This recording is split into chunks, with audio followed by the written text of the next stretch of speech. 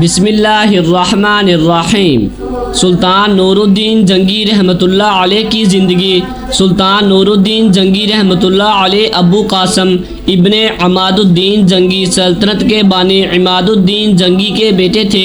انہوں نے تاریخ میں بڑا نام پیدا کیا۔ سلطان نور الدین جنگی 1118 میں پیدا ہوئے اور 15 مئی 1174 کو وفات پائی۔ کہا جاتا ہے بلکہ تاریخ میں لکھا ہے کہ ایک شخص خاشین نے انہیں زہر دیا تھا، جس کی وجہ سے ان کے گلے میں سوزش ہوئی اور اسی وجہ سے ان کا انتقال ہوا۔ انتقال کے وقت ان کی عمر 58 سال تھی۔ سلطان نور الدین جنگی نے 1146 سے 1177 تک دنیا کے ایک بہت بڑے حصہ پر 28 سال حکومت کی۔ نور الدین جنگی کے اقتدار کے زمانے میں بیت المقدس پر صلیبیوں کا قبضہ تھا۔ سلطان نور الدین جنگی نے عیسائیوں سے بیت المقدس واپس لینے کے لیے ایک مضبوط حکومت قائم کی تھی۔ اس وقت مسلمان حکمران چھوٹی چھوٹی حکومتوں کے بادشاہ تھے، آپس میں اتفاق نہیں تھا۔ چنانچہ سلطان نور الدین جنگی نے ان تمام چھوٹے چھوٹے مسلمانوں کی حکومت پر لڑ کر قبضہ کیا۔ ہمیں معلوم ہے کہ حضرت عمر رضی اللہ تعالی عنہ کے دور میں مسلمانوں نے بیت المقدس پر قبضہ کیا تھا۔ یہ بھی مشہور ہے کہ جب اسلامی فوجوں نے بیت المقدس کو فتح کیا تو پادریوں نے مسلمان فاتحین سے درخواست کی تھی کہ ہم شہر کی چابیوں کو آپ کے خلیفہ کے ہاتھ میں دینا چاہتے ہیں۔ مسلمان کمانڈروں نے عیسائی پادریوں کی یہ درخواست منظور کی تھی۔ مدینہ سے جب چلے مسلمانوں کے خلیفہ حضرت عمر رضی اللہ تعالی عنہ اور ایک غلام ساتھ تھے۔ دونوں باری باری اونٹ پر سوار ہوتے تھے۔ جب دونوں بیت المقدس پہنچے تو اونٹ پر سواری کی باری غلام کی تھی۔ جب بیت المقدس پہنچے تو اونٹ کی مہار خلیفہ وقت حضرت عمر رضی اللہ تعالی عنہ کے ہاتھ میں تھی اور غلام سواری کر رہا تھا۔ یہ نظارہ پادریوں اور دنیا نے دیکھا تھا۔ پھر پادریوں نے شہر کی چابیاں مسلمانوں کے خلیفہ حضرت عمر رضی اللہ تعالی عنہ کے ہاتھ میں دی۔ اصل میں ان کو ڈر تھا کہ شہر میں داخل ہو کر مسلمان فاتح فوجیں قتل و غارت کریں گے۔ تاریخ میں لکھا ہے کہ جب صلیبیوں نے بیت المقدس مسلمانوں سے چھینا تھا تو قتل و غارت کا وہ بازار گرم کیا تھا جسے شیطان کو بھی شرم محسوس ہوئی تھی، مگر مسلمان فوجوں نے حضرت عمر رضی اللہ تعالی عنہ کے دور اور پھر سلطان نور الدین جنگی کے نائب سلطان صلاح الدین ایوبی کے دور میں عیسائیوں سے اچھا سلوک کیا تھا، کسی کو بھی قتل نہیں۔ تاریخ کے اوراق اس خدا ترسی کے واقعات سے بڑے پرے ہیں۔ پادریوں نے اپنی عبادت گاہ میں حضرت عمر رضی اللہ تعالی عنہ کو نماز پڑھنے کی بھی درخواست کی تھی۔ حضرت عمر رضی اللہ تعالی عنہ نے ایسا کرنے سے انکار کیا کہ کہیں شاید میرے بعد اس عبادت گاہ کو مسجد نہ بنا لے۔ مسلمانوں نے بیت المقدس میں ایک دوسری جگہ پر حضرت عمر رضی اللہ تعالی عنہ کے نام سے ایک مسجد تعمیر کی۔ نور الدین جنگی نے بیت المقدس کو فتح کرنے کے لیے چھوٹی چھوٹی مسلمان ریاستوں کو فتح کر کے ایک مضبوط فوج بنائی تھی۔ شروع میں سلطان نور الدین جنگی کا دارالحکومت حلب میں تھا۔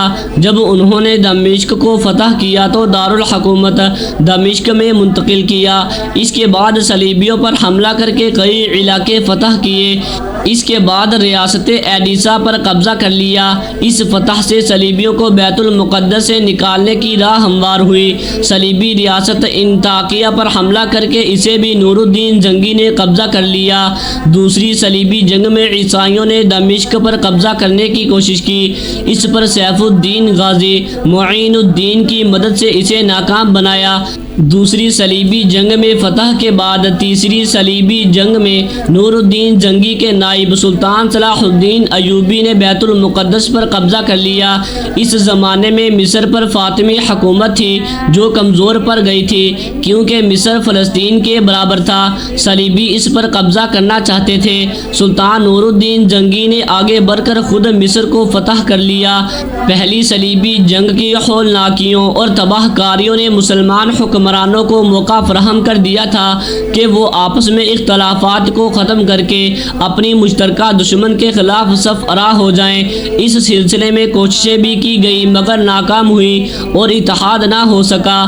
خلفائے بغداد نے بھی بڑی کوششیں کی، پھر مزید تباہی سے بچانے کے لیے اللہ کی طرف سے مدد آئی، بلکہ اللہ تعالیٰ کی طرف سے غیبی مدد آئی اور دنیا کے نقشہ پر نور الدین جنگی سامنے آئے۔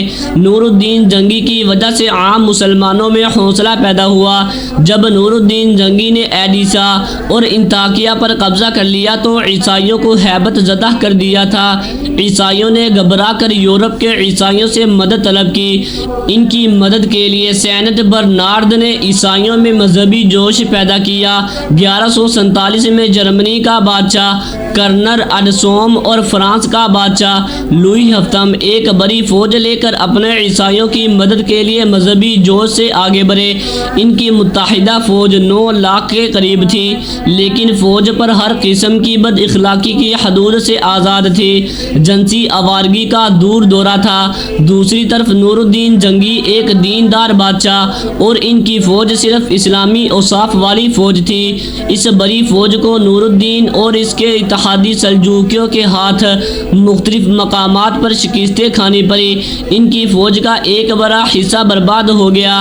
مصر پر قبضہ کرنے کے بعد نور الدین جنگی نے بیت المقدس پر حملہ کرنے کی تیاری کر لی تھی۔ بیت المقدس کی مسجد عمر رضی اللہ تعالی عنہ میں رکھنے کے لیے ایک بڑا اعلیٰ ممبر بھی تیار کروا لیا تھا۔ نور الدین جنگی کی خواہش تھی کہ اپنے ہاتھ سے یہ ممبر مسجد عمر رضی اللہ تعالی عنہ میں رکھے گا، لیکن شاید اللہ کو یہ منظور نہیں تھا۔ ابھی حملے کی تیاریاں کر رہے تھے کہ خشاشین نے ایسا زہر دیا جس سے آپ کے گلے میں سوزش ہوئی، اور اسی مرض سے سلطان نور الدین جنگی ایک دیندار عادل بادشاہ اللہ کو پیارے ہو گئے۔ سلطان صلاح الدین نور الدین جنگی کے نائب اور مصر کے حکمران نے سلطان نور الدین جنگی کے بعد بیت المقدس فتح کیا۔ نور الدین جنگی اپنے باپ عماد الدین جنگی کی طرح بہادر تھے۔ ایک بار آپ کو دشمنوں کی صفوں میں بار بار گھستے دیکھ کر ایک مصاحب قطب الدین نے درخواست کی اور کہا، اے ہمارے بادشاہ، اپنے آپ کو امتحان میں نہ ڈالیں۔ اگر آپ کو شہید کر دیا گیا تو دشمن ان ملک کو فتح کر لیں گے اور مسلمانوں کی حالت تباہ ہو جائے گی۔ نور الدین جنگی کو اس بات نے ناراض کر دیا اور کہا، قطب الدین زبان کو روکو، تم اللہ کے حضور گستاخی کر رہے ہو۔ مجھ سے پہلے اس دین اور ملک کا محافظ اللہ کے سوا کون تھا؟ نور الدین جنگی ایک دیندار، نیک سیرت اور شریعت پر چلنے والے بادشاہ تھے۔ وہ اپنے ساتھیوں کو بھی شریعت کا پابند بناتے تھے، انہیں دیکھ کر دوسرے ان کی تقلید کرتے تھے۔ اسی وجہ سے نور الدین جنگی کی حکمرانی کے دوران عوام میں اسلام پر عمل کرنے کا جذبہ پیدا ہوا تھا۔ لوگ شریعت کے خلاف کام کرنے سے اجتناب کرتے تھے۔ نور الدین جنگی صرف ایک کامیاب فاتح ہی نہیں تھے بلکہ شفیق و حکمران اور علم پرور بادشاہ تھے۔ ان کی حکومت میں مدرسوں اور شفا خانوں کا جال بچھا ہوا تھا۔ ان کے انصاف کے قصے دور دور تک مشہور تھے۔ وہ اپنی ذاتی اخراجات کے لیے بیت المال سے 1 روپیہ بھی خرچ نہیں کرتے تھے۔ مال غنیمت کے پیسوں سے چند دکانیں خرید لی تھی۔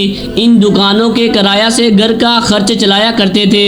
انہوں نے دوسرے حکمرانوں کی طرح اپنے ذاتی استعمال کے لیے بڑے بڑے محل تعمیر نہیں کروائے تھے۔ بیت المال کے پیسوں سے مدرسوں، شفا خانوں اور مسافر خانوں اور رفع عام کے کام کیے۔ دمشق میں ایک بڑا شفا خانہ قائم کیا جس کی اس وقت کی دنیا میں مثال نہیں ملتی تھی۔ اس میں مریضوں کا مفت علاج ہوتا تھا، دوائیاں مفت ملتی تھی، کھانے پینے اور رہائش کا مفت انتظام تھا۔ نور الدین جنگی نے عوام پر سارے ناجائز ٹیکس ختم کر دیے تھے۔ نور الدین جنگی مظلوموں کی شکایت خود سنتے اور خود اس کی تحقیق کرتے تھے۔ سلطان نور الدین جنگی کی ان خوبیوں کی وجہ سے اس وقت کے ایک مورخ ابن تاثیر نے لکھا ہے کہ خلفائے راشدین رضی اللہ تعالی عنہ اور عمر بن عبدالعزیز کے سوا نور الدین جنگی سے زیادہ بہتر فرما روا میری نظر سے نہیں گزرا۔ برصغیر میں مغل بادشاہوں میں ایک دیندار اور عادل بادشاہ اورنگزیب عالمگیر بھی گزرے ہیں، وہ بھی بیت المال سے اپنی ذاتی زندگی پر ایک پیسہ بھی خرچ نہیں کرتے تھے، قرآن کی خطاطی اور ٹوپیاں سی کر اپنا گزارا کرتے تھے۔ اورنگزیب عالمگیر پورے برصغیر جس میں کابل بھی شامل تھا کے حکمران تھے، انہوں نے 50 سال حکومت کی تھی۔ نور الدین جنگی کی زندگی کا واقعہ بھی تاریخ میں درج ہے کہ انہیں اقوام میں رسول اللہ صلی اللہ تعالی علیہ وسلم کی زیارت ہوئی تھی اور ان کو کہا گیا تھا کہ دو شخص اس حلیہ میں میری قبر کو نقصان پہنچانا چاہتے ہیں۔ نور الدین جنگی ان کی تلاش میں مدینہ شریف گئے، ان کو تلاش کر کے قتل کیا تھا۔ اللہ دیندار عادل بادشاہ کی قبر نور سے بھر دے، آمین۔ امید ہے کہ آپ کو ویڈیو اچھی لگی ہوگی۔ ویڈیو اچھی لگی ہے تو ویڈیو کو لائک ضرور کر دیں اور چینل کو بھی سبسکرائب کر دیں تاکہ اس طرح کی انفارمیٹیو ویڈیوز آپ کے پاس بر وقت پہنچتی رہیں۔ شکریہ۔